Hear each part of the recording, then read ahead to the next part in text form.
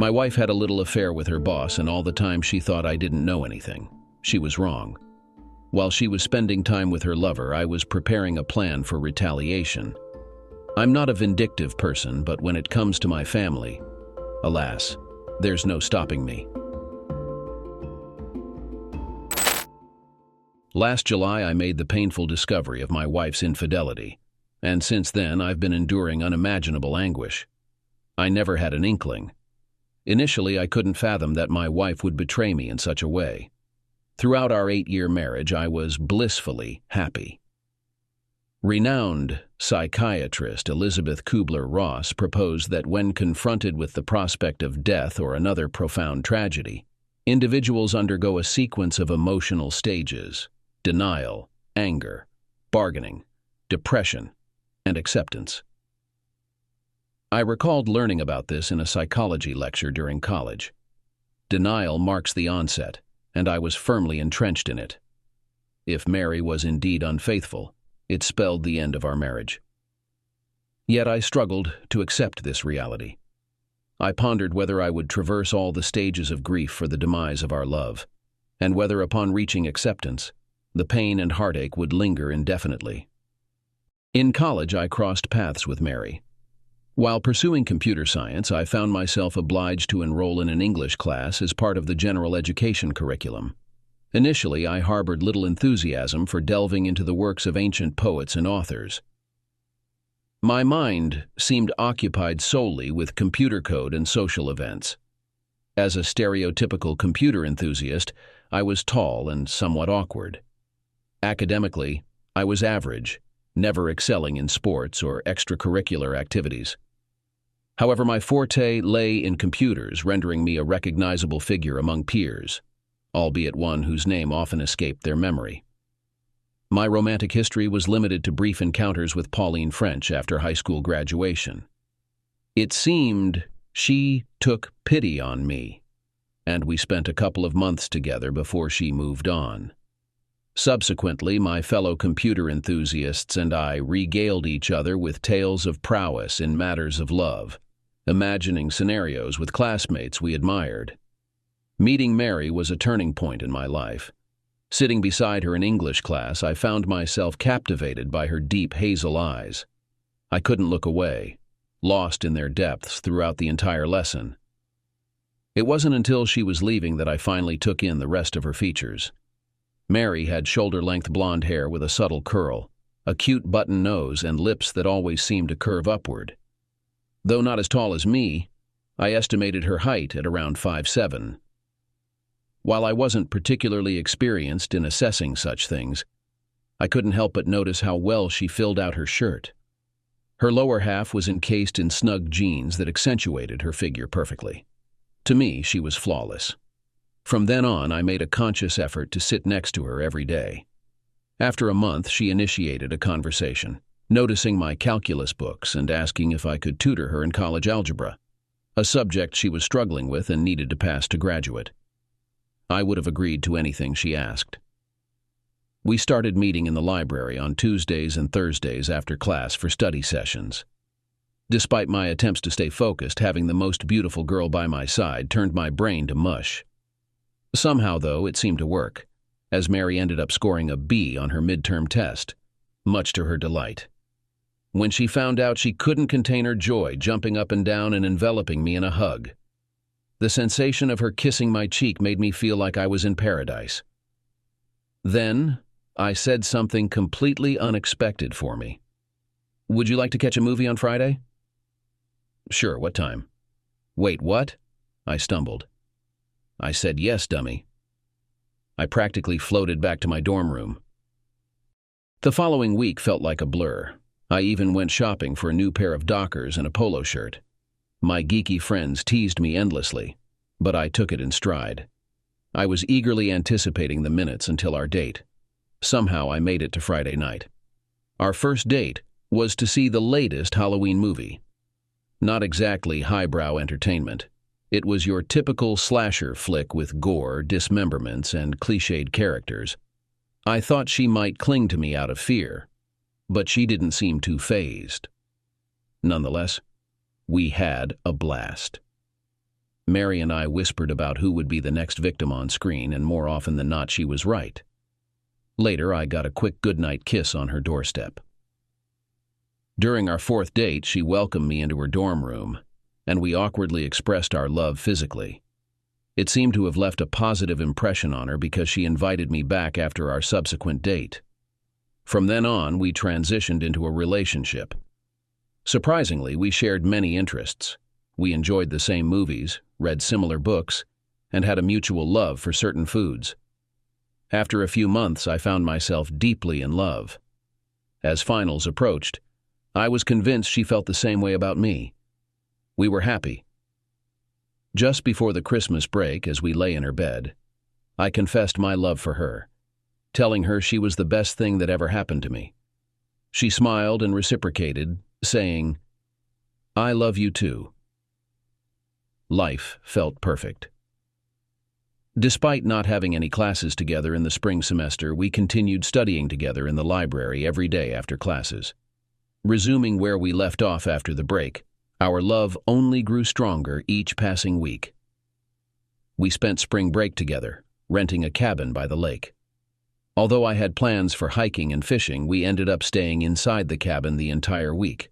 On the final night, I dropped to one knee and proposed. She accepted. 3 months later, we graduated, and 5 months after that, we were married. After finishing school, I landed a job in computer security. Our company specialized in integrating security software into the computer systems of small businesses, ranging from 10 to 50 workstations.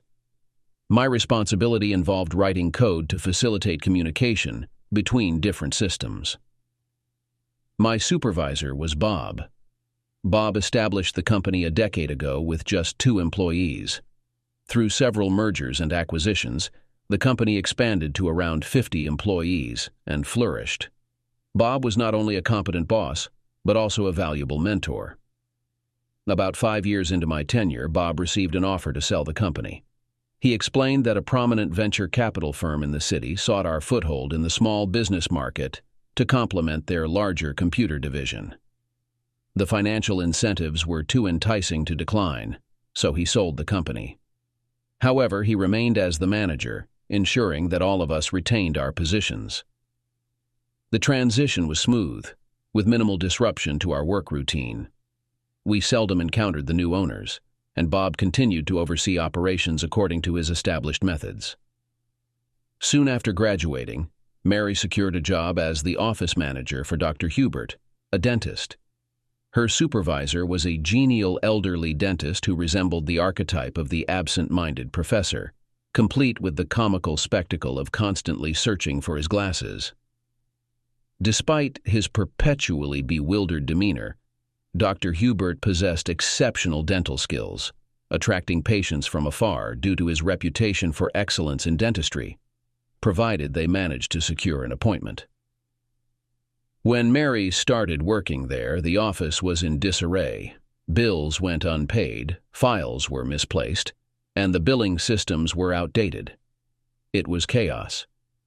Mary took on the task of organizing and improving the office, leading to remarkable results. Within 3 years, the doctor's practice had undergone a transformation, becoming the envy of the region. Revenue increased, office turnover ceased, morale soared, and even the doctor's appearance improved. Mary was credited with it all, and I couldn't have been prouder of her. After we tied the knot, Mary and I settled into a small apartment close to my workplace. We made the most of every inch of space, creating memories in every corner. We both agreed to focus on advancing our careers before starting a family. Each year, we treated ourselves to a vacation around our anniversary. In the beginning, our budget was tight, so we often retreated to our cabin by the lake. Over time, our vacations became more luxurious, culminating in a trip to Disney World in Florida one year. After 5 years in the apartment, we decided it was time to look for a house. After searching for a couple of months, we found a cozy home with enough space for our future family. We moved in and once again filled every room with our love and intimacy. Following approximately 7 years, Mary returned home from her employment, imbued with considerable enthusiasm. The commendable management and operational efficacy demonstrated within the esteemed medical practitioner's establishment had garnered attention. Notably, the doctor counted among his clientele certain influential executive figures, who, having observed the remarkable transformation within the office milieu, proceeded to relay their favorable impressions to the doctor himself. Dr. Hubert, in turn, expressed unequivocal commendation for Mary's contributions. Subsequently, one of the aforementioned executives extended to Mary a proposition of employment. Subsequent deliberations ensued, spanning the course of that evening and several ensuing days. A pivotal consideration arose concerning the potential impact of accepting the offer vis-à-vis our familial aspirations. I harbored the sentiment that such a career move might potentially defer our plans for initiating a family by a substantial duration. Financial exigency did not appear to mandate immediate acceptance, particularly considering the familial affinity established with Dr. Hubert. Conversely, Mary articulated a contrasting viewpoint, emphasizing the prospective avenues for professional advancement that the offered role might afford. She proposed a deferment of our familial plans for a brief interim, pledging to ameliorate any perceived setback incurred thereby. I found myself with little choice but to acquiesce. A month later, Mary took on the role of personal assistant to Dana Larson, the vice president of finance at Cascade Capital. Unbeknownst to me at the time, Cascade Capital was the venture capital firm that ultimately owned the company where I was already employed. Initially, I didn't detect any changes in Mary or in our relationship. Although our intimacy dwindled, I attributed it to the irregular hours she and her boss kept. Sometimes she had to attend meetings with him well into the evening, leaving her exhausted upon her return home. However, over time, our bed life deteriorated even more.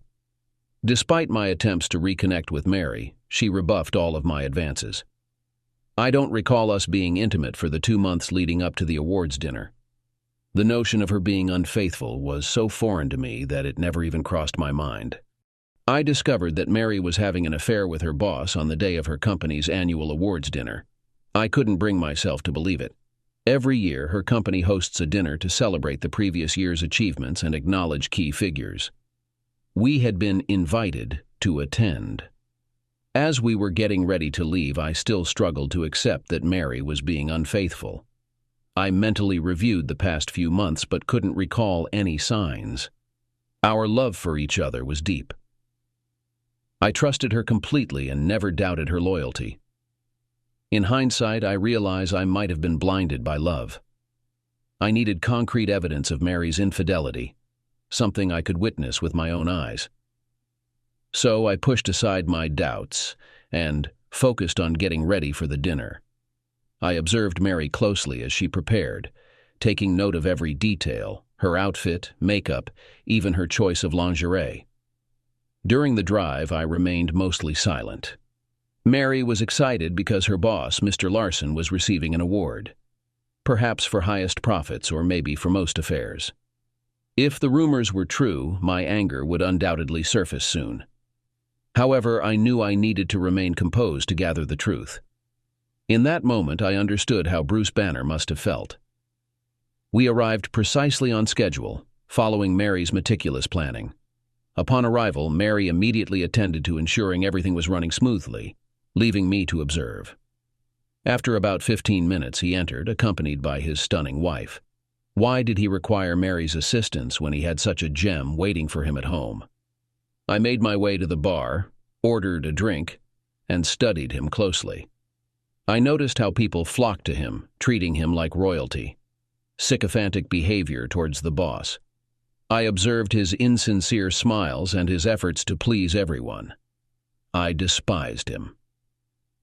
Mary swiftly joined him while Larson's wife, Caroline, mingled with other executives' spouses. From a distance, I observed Larson and Mary's interactions, exchanging glances, subtle touches, and genuine smiles. It was clearly more than a typical boss-assistant dynamic. As dinner commenced, Larson and his wife occupied the head table with us nearby. Mary strategically chose a seat facing Larson. The evening unfolded into a tedious awards banquet, featuring mundane speeches and unremarkable fare. Following dinner, tables were cleared for dancing. I attempted to keep Mary by my side, but she frequently had to assist Larson with various tasks. Whenever they were together, I tried to monitor them, but distractions often interfered. Mary's colleagues approached me for conversation, hindering my constant surveillance. Mary and I danced a few times, both slow and fast songs, sometimes close, sometimes at a distance. As midnight approached, I grew weary. I suggested we leave, and eventually Mary reluctantly agreed. But before departing, she requested one final dance. The dance floor was where everything fell apart for me. Mary, without her underwear, shattered my world. Throughout the previous dances, I could sense she wore panties, but now her backside felt bare. There was no sign of the blue thong she had put on earlier. It devastated me. In all our time together, I had never known her to go without underwear. Even when I asked, she always refused. But somehow, she did it for him. After saying our goodbyes, we left. The drive home was silent, each lost in our own thoughts. But for me, it was a personal hell. Once home, Mary hurried upstairs, mentioning something about needing a shower before bed. I muttered a reply, but it hardly mattered anymore. I shed my suit, hung it up, and slipped into bed. A few minutes later, Mary joined me, wearing her long cotton nightgown. Leaning over, she whispered, "Wasn't that a glorious night?" I pretended to be asleep. She kissed my cheek and turned away, her breathing soon indicating sleep. That's when the tears began, soaking my pillow. The following morning, while standing beneath the scalding streams of my shower, I believe I traversed the entire spectrum of human emotion: love, hatred, fury, anguish, followed by thoughts of retribution mingled with fleeting notions of forgiveness, feelings of inadequacy for failing to retain my partner's loyalty, a sense of foolishness for not discerning her deception sooner, and ultimately a sense of triumph in uncovering the truth. My mind was a tumult of conflicting sentiments, a cacophony of thoughts reverberating within. By the end of the shower, anger prevailed. He would face consequences. Somehow. In the ensuing days, I sought avenues to inflict suffering upon him for his transgressions against my marriage. Murder was not an option, and I doubted my ability to ambush him with a lead pipe to his knees. There had to be another way. I acknowledged Mary's complicity in this debacle. She had deceived me, violating her vows of fidelity. I reflected on our shared history, questioning where I faltered, what led to her loss of respect, and when it occurred. Did she succumb to his wealth and influence? I had placed my trust in her, investing years of my life because I believed in her. Years I could never retrieve. They would both face retribution. A few days later, the solution revealed itself. Mary had gone to the shopping mall supposedly for new shoes. Or so she said. However, her laptop sat on the counter, offering an opportunity. If I could penetrate their company's system, perhaps I could enact revenge. Given my expertise in computer security, hacking their system seemed within reach. I powered up her laptop, connected to her work network, and awaited the password prompt. Knowing Mary, her password likely wouldn't pose a significant challenge. Yet, before I initiated my first attempt, I noticed her day planner nearby. Married to a computer security expert, Mary surely wouldn't violate the cardinal rule of password security, would she? I flipped through the day planner, locating the section under P, where, as expected, her password was plainly written. As I perused further, I stumbled upon a treasure trove. Not only her login credentials, but Larson's as well, along with credit card numbers, bank accounts, birth dates, and social security numbers. Hastily, I made a trip to Kinko's to photocopy every page of her day planner. I reserved further exploration of their system for another occasion. A few days later, the opportunity arose. Once again, Mary left her computer unattended on the counter as she stepped out. Seizing the moment, I powered it on and accessed her account using her password.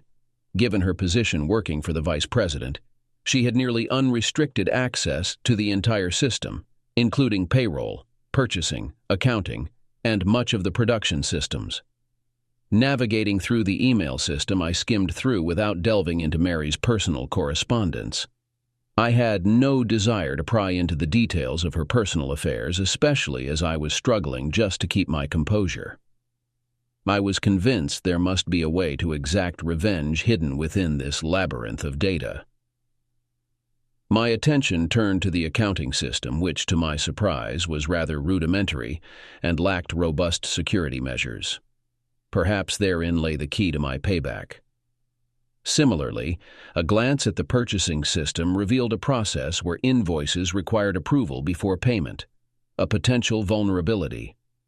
The plan crystallized in my mind: tamper with approved invoices, reroute funds to Larson's account, and await the inevitable discovery by auditors. It was a stroke of genius. Larson's reputation would be tarnished, Mary would lose her job, and their illicit affair would come to a screeching halt.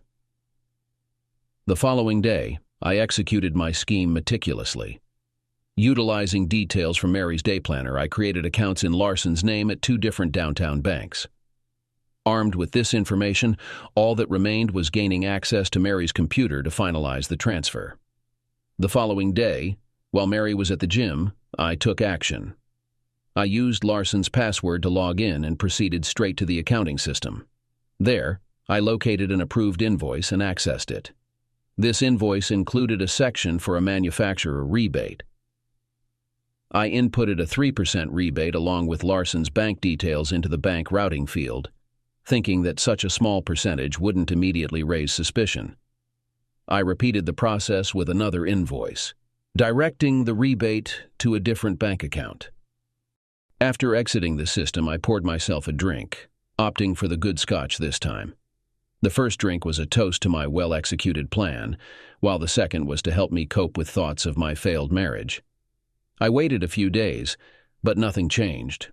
No police visits, no newspaper headlines, absolutely nothing. Damn. Maybe the plan was solid, just not grand enough.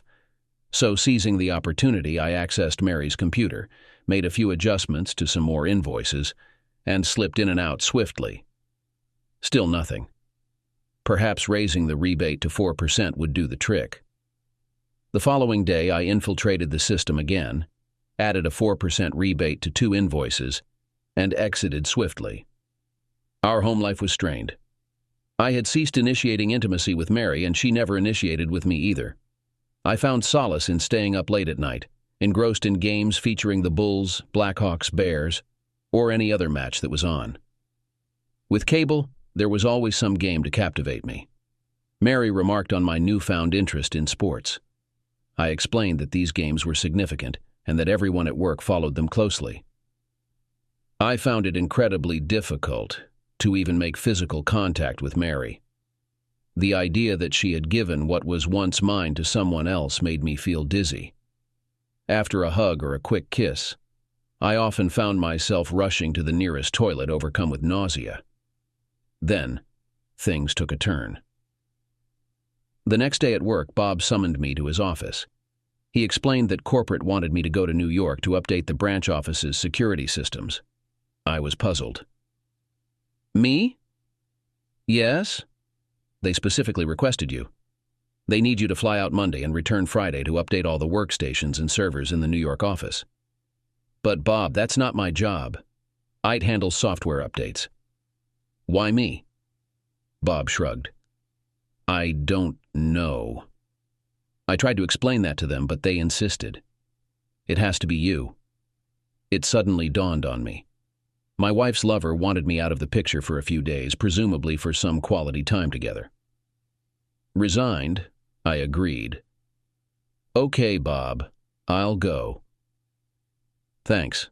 I've never seen corporate make demands like this before, and I hope it's not a trend. He handed me the airline tickets. As I took them, I realized this was just the beginning. As long as Larson was out of jail, this nonsense would continue. I resolved to step up my revenge plan. Later that evening, Mary and I sat down for dinner. The atmosphere at home had shifted recently. I'd been struggling to contain my frustration, and she'd been avoiding intimacy. I attempted to initiate some romantic moments, only to be met with rejection each time. Though I doubted my ability to follow through even if she had agreed, I wanted to keep up appearances. Casually, I mentioned my upcoming trip to New York for the following week. Mary feigned sadness at my departure. It was during this conversation that I inadvertently learned of Mary's deceit. She slipped up, expressing excitement about the theater next week, then quickly corrected herself, claiming she meant the movie theater with her friends to watch a chick flick. I chose to ignore the lie. My mind wandered to Larson's wife. If Mary was concocting excuses, surely she was too. I felt the need for scotch, using it more frequently as a numbing agent, a habit I recognized as unhealthy.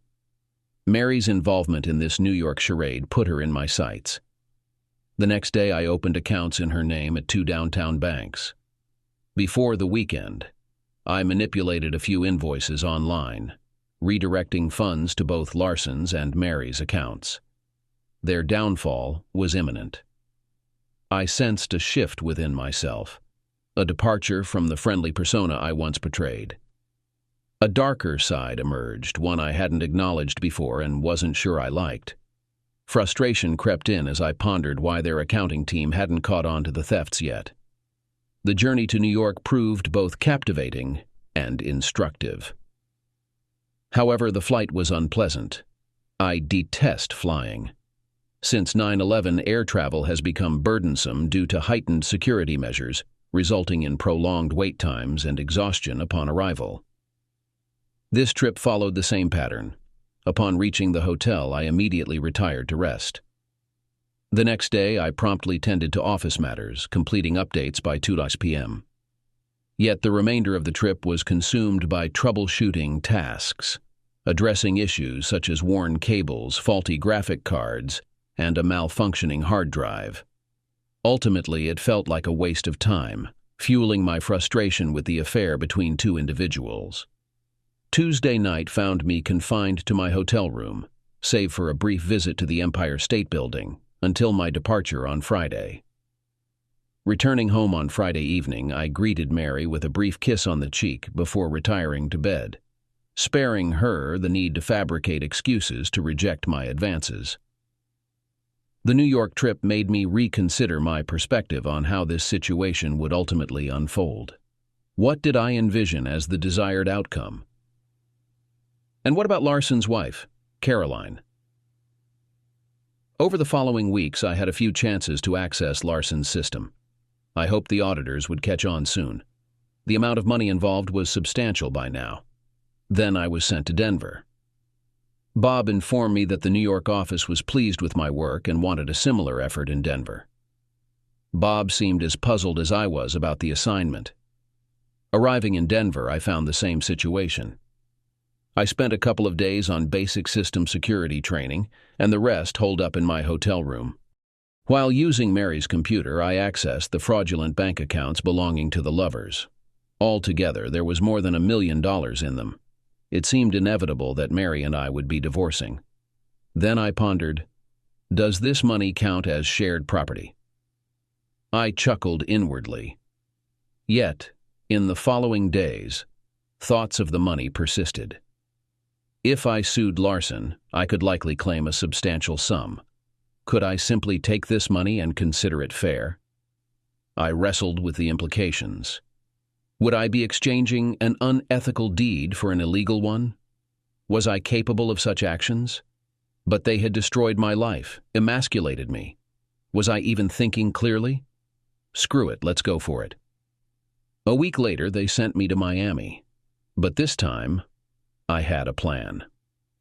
I completed all the security upgrades by Tuesday and flew to the Bahamas on Wednesday morning.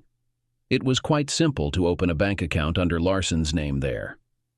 I made another trip to the Grand Caymans and opened a bank account under Mary's name. I returned to Miami in time for my flight home and arrived back at O'Hare, thoroughly exhausted. I went straight to bed and didn't wake up until noon on Saturday. 2 weeks later, I found myself aboard a plane bound for Boston. While the logistics presented some challenges, I managed to carve out time to make a detour to Zurich to open a couple of accounts. Upon returning home, I commenced the process of transferring funds to these offshore accounts, occasionally shifting money between accounts at different intervals. This routine persisted for the following months. Every 3 weeks or so, I was dispatched on seemingly futile missions to cities like Seattle, Phoenix, and Atlanta. During one trip to Phoenix, I seized the opportunity to extend my journey to Mexico City to establish yet another offshore account. Back home, I routinely accessed Larson's accounting system, tweaking invoices and rerouting funds through local banks before sending them offshore. The intricacies of planning and executing these maneuvers became a source of solace amidst the chaos. Meanwhile, my relationship with Mary had dwindled into one resembling roommates. Our interactions were limited to moments when our lives intersected, as she guarded her own world from my scrutiny. Despite my efforts to bridge the gap, our connection remained strained. Every attempt at closeness seemed to provoke arguments, often stemming from trivial matters like the arrangement of dishes in the dishwasher or the placement of a coffee cup. I couldn't shake the feeling that these disputes were deliberately manufactured to withhold affection from me. In November, there was a cunning incident I took pride in. I managed to access Mary's schedule and noticed a lunch appointment with Larson. When their lunch hour began, I bought a dozen roses and headed to her office. The women there admired the flowers and praised me as a thoughtful husband. But sadly, Mary was in a meeting. Since they were leaving for lunch, I asked if I could leave the flowers on her desk, which they allowed. Once inside Mary's office, I closed the door swiftly and sat at her desk, logging into her computer. I made adjustments to a couple of invoices and accessed a bank account, knowing it would leave a trace. This could serve as evidence if auditors ever caught wind of anything suspicious. Then, I repeated the process in Larson's office. While on Larson's computer, I took the opportunity to explore further. Deep within, I stumbled upon a folder containing explicit images of Mary in various poses.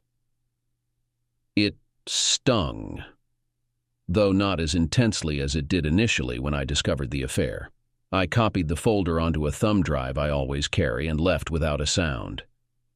When I arrived home that evening, Mary was ecstatic about the roses, finding them incredibly romantic. I even received a special favor from her as a result. Well, a favor is a favor, and I never refuse one. It turned out to be one of the most enjoyable nights we'd had in a while. However, I couldn't shake the awareness that the next day would bring me back to the reality of my wife, her lover, and myself. About a month later, I mentioned to Mary that I was planning to enroll in a French course at the nearby community college. The classes were scheduled for Tuesday and Thursday evenings. She was visibly thrilled at the prospect of 2 more evenings with her lover. This decision was part of my strategy to gradually disengage, and any time away from Mary alleviated some of the stress. Despite my fabricated work trips, I managed to attend the classes without difficulty. I communicated with the instructor, who was understanding, and ultimately earned a B in the course. The affair showed no signs of slowing down, and the auditors remained oblivious. I couldn't help but ponder how these individuals achieved such success.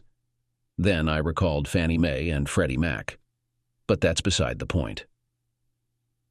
I had a sense that things were wrapping up soon. Mary's company needed to finalize their financial records by the end of the fiscal year, including tracking down any missing money, and they managed to do so. While I was away on a trip, Mary phoned me in a panic. I was lounging by the hotel pool in Los Angeles when her call came through. She mentioned an ongoing audit and that she would be delayed, advising me not to attempt reaching her that evening. I calmly sipped my banana cocktail and reassured her, saying, "Of course, dear. Best of luck." Swiftly, I enacted my exit plan. I transferred the funds to an account in Mexico and caught a flight there. I withdrew all the money in bearer bonds and secured them in a safety deposit box in Los Angeles. Around noon, Mary called me, reporting some complications and asking if I could return home promptly. I informed her that I was still tied up with security matters but would aim to be back by Thursday. I ordered another round of banana drinks and grinned to myself. It seemed the storm had finally hit.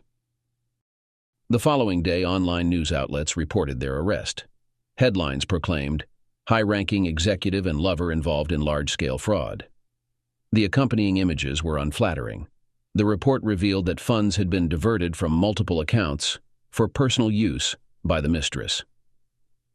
It further mentioned that investigators had traced some of the money to the Grand Cayman Islands and intended to liaise with local authorities for access to the accounts. Bail was set at $1 million each. Returning home on Thursday night, I was at the courthouse bright and early on Friday morning. I leveraged the house as collateral for the bail, and by around 2 p.m., Mary was released into my custody. We drove home in silence, Mary's tears the only sound. Once we arrived, she rushed upstairs for a shower, claiming she needed to rid herself of the smell of jail. Memories flooded back of a similar dash to the shower after last year's awards dinner. I poured myself a scotch and waited downstairs. A few minutes later, Mary descended wearing a lengthy bathrobe. Seating herself opposite me, she clarified that she was innocent, having not taken any money, and remained silent on the affair, neither confirming nor denying. I refrained from broaching the topic, suggesting it might be a misunderstanding, and assured her we'd enlist legal representation to contest it. The atmosphere at home turned chilly as we awaited the trial. Mary spoke sparingly, avoiding any mention of Larson. My routine continued monotonously, going to work and returning home, nothing more. Larson opted to challenge the accusations alongside Mary, meeting occasionally with their lawyer. Beyond that, Mary rarely ventured out. Whether their affair persisted remained unclear to me, though I learned Larson's wife, Caroline, sought a divorce. Mary made efforts to be amicable towards me. Typically, she had a meal prepared upon my return, though she never broached the topic of Larson or the previous year. I presumed she aimed to bury the past and salvage our relationship. She made a couple of attempts to seduce me, which I obliged. I kept up with the case through newspapers while at work. According to reports, federal authorities traced the money trail from the Cayman Islands to Zurich and then to Mexico, but they lost track of it there.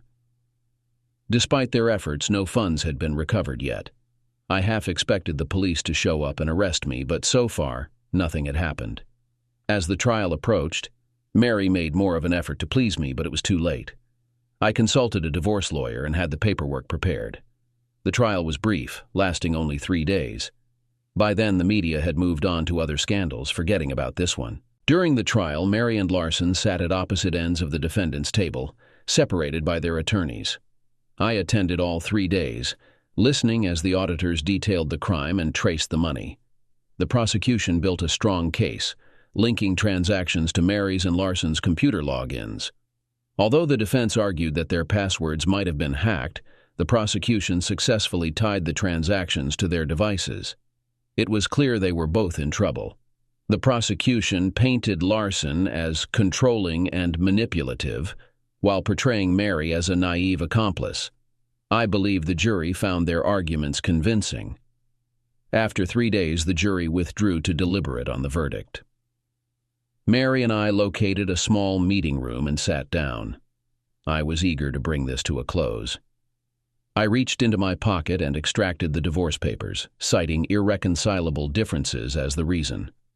Mary accepted them with a heavy heart. I had intended to cite adultery, I confessed. Mary interjected quickly, but that was never proven. Yet I have evidence, I replied, pulling out a handful of photographs from my pocket. I handed her the first one from the stack depicting Caroline and me atop the Empire State Building. I'm not accusing you of adultery, but rather myself, I confessed. Last year, on the day of the awards dinner, Larson's wife, Caroline, came to my office. She had hired a private investigator to follow her husband and had evidence of his infidelities. I initially dismissed her claims, refusing to believe until the dinner itself. It was then that I saw you two together, confirming her suspicions. I was devastated. I later emailed her to apologize.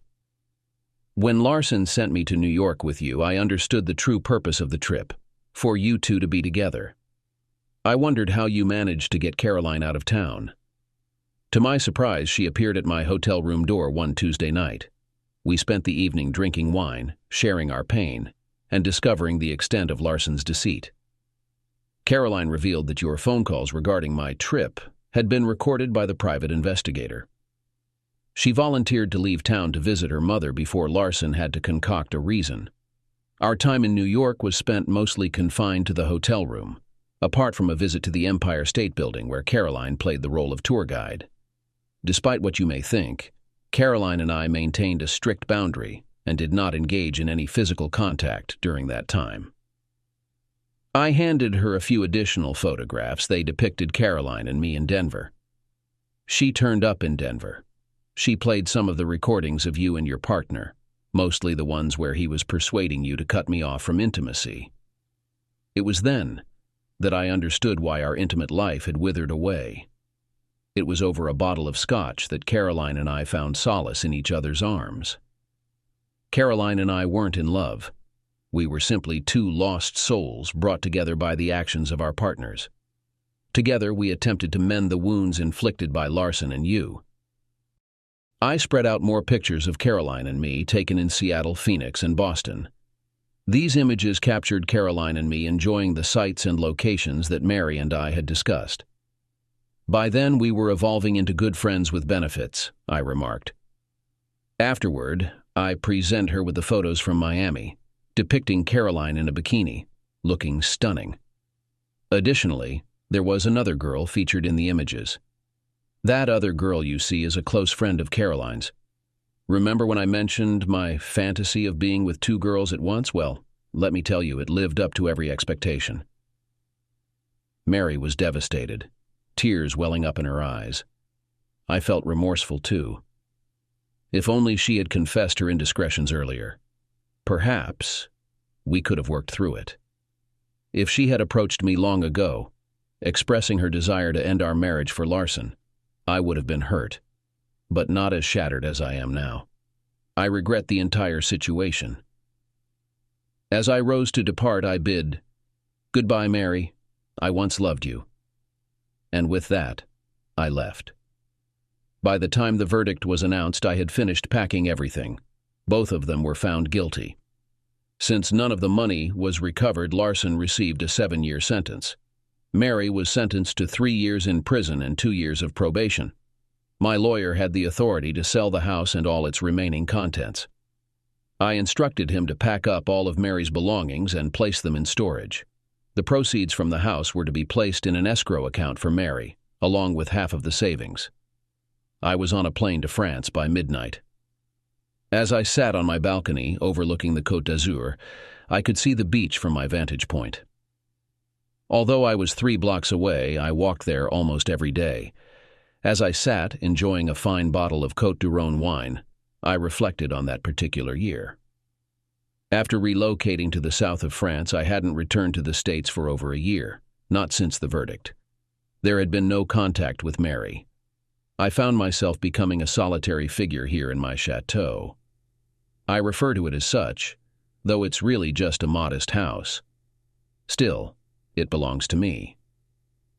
Caroline has dropped by a few times, but our connection won't progress beyond being friends with benefits. Granted, the benefits are quite good. On one occasion, her friend joined us, and the experience was just as enjoyable the second time around. Caroline's divorce went smoothly, and she'll bring joy to some fortunate bachelor, provided he can overcome her trust issues.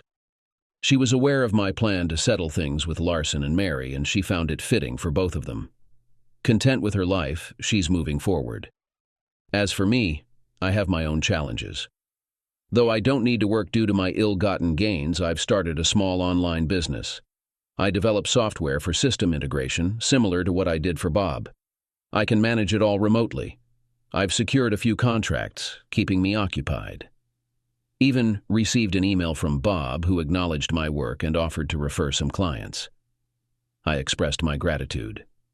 The ladies at the patisserie find my attempts at speaking French amusing, and they try to teach me more words each day.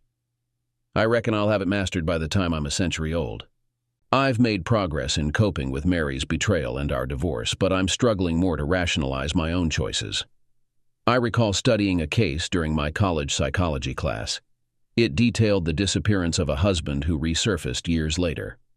According to the case, he vanished after leaving work one day. He lived in the San Francisco Bay Area with his wife and 2 young children. His early departure from work coincided with a World Series game between the Oakland Athletics and the San Francisco Giants. The case study recounted how, as he departed his workplace, the Loma Prieta earthquake hit. He narrowly escaped death as bricks and sizable debris from the building fell on either side of him. In that moment, he comprehended the gravity of the situation, which jolted him into awareness. Reflecting on his life, he recognized his deep unhappiness and the unfulfilled desires he harbored. Without a word, he hastily packed and departed from his wife and children. Approximately 4 years later, authorities located the man, who had since established a happy marriage and had 1 child. Upon his arrest by the police, he underwent a psychological assessment. The psychiatrist concluded that the man's near-death experience had profoundly altered his perspective. He began to perceive the world as inherently precarious, with the constant threat of mortality looming. Consequently, he abandoned his obligations and fled. However, with time, he gradually realized on a subconscious level that he did not inhabit a reality where death lurked around every corner. Thus, he gradually reverted to his previous contented life, resuming his role as a happily married family man. Perhaps that's my reality. When I was in love and could trust those I cared for, I upheld integrity and honesty. Taxes were filed accurately, lies were absent, and thoughts of others never intruded. Mary was my everything. My love for her was absolute. But the agony of losing a loved one, especially through betrayal, cuts deepest. It's a pain that embeds itself in the soul and constricts the heart. With a sudden shift in my world, I transformed into someone unfamiliar.